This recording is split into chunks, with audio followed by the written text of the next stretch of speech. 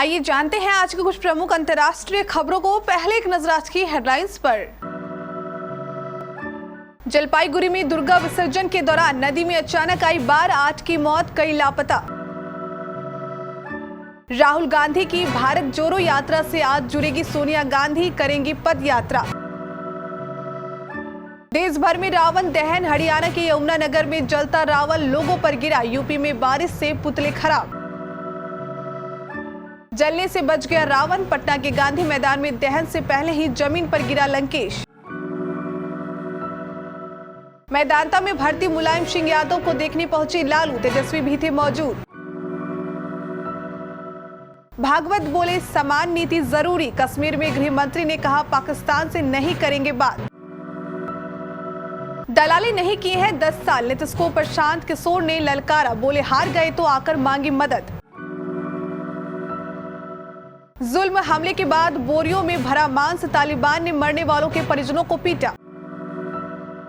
Comedian पराग कंसारा का निधन, सुनील पाल ने दी दुखद खबर, 15 दिन पहले राजू श्रीवास्तव के निधन से पहले ही सदमे में थी इंडस्ट्री।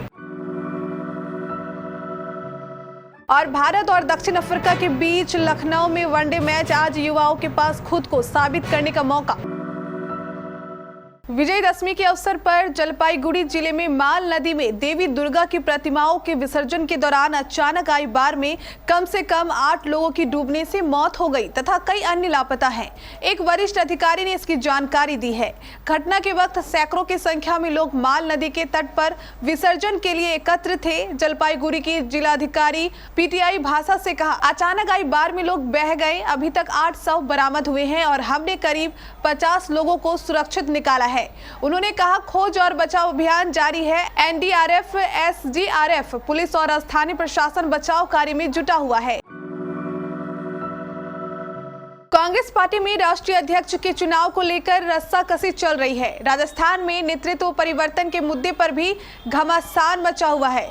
जयपुर से दिल्ली तक कांग्रेस में हलचल है, तो वहीं पार्टी के राष्ट्रीय अध्यक्ष पद के लिए हो रहे चुनाव में मल्लिकार्जुन खड़गे और शशि थरूर की उम्मीदवारी के कारण केरल से लेकर कर्नाटक तक भी गहमागहमी है। केरल से कर्नाटक तक गहमागहमी राहुल गांधी भारत जोड़ो पद यात्रा को लेकर भी है और इसी गहमागहमी के बीच कांग्रेस अध्यक्ष सोनिया गांधी 4 दिन के कर्नाटक दौरे पर हैं। 4 सितंबर को कर्नाटक पहुंची सोनिया गांधी आज भारत जोड़ो यात्रा में शामिल होंगी। कांग्रेस अध्यक्ष अपने 4 दिवसीय दौरे के तीसरे दिन राहुल गांधी की भारत जोड़ो पद यात्रा में शामिल होंगी।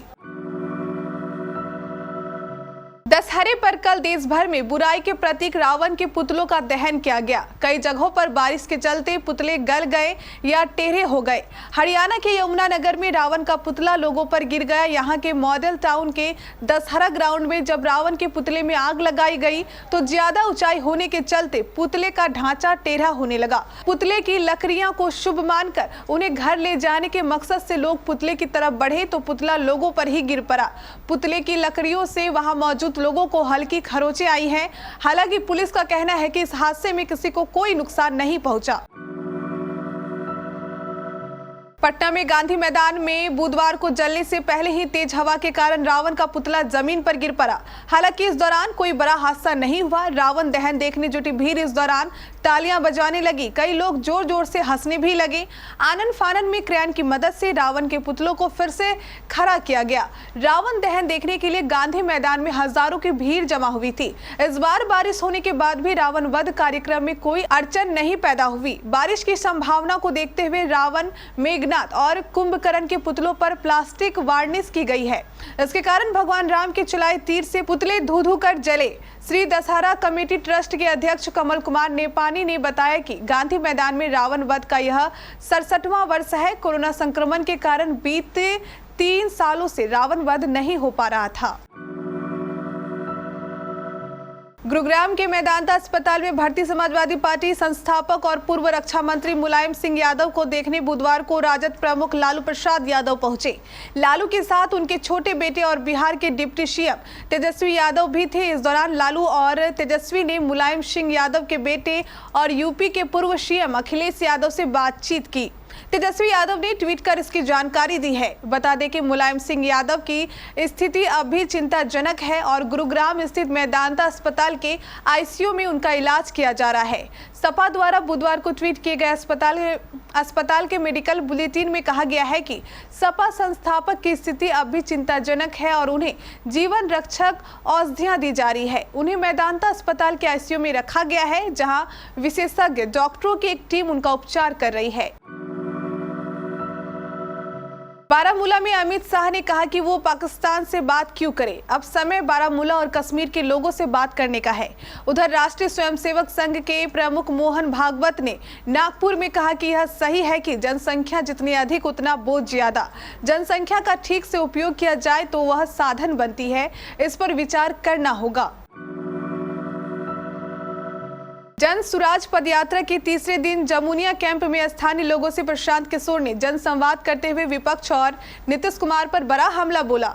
अपने संबोधन में उन्होंने कहा कि किसी से आज तक पैसा नहीं लिए हैं, अब ले रहे।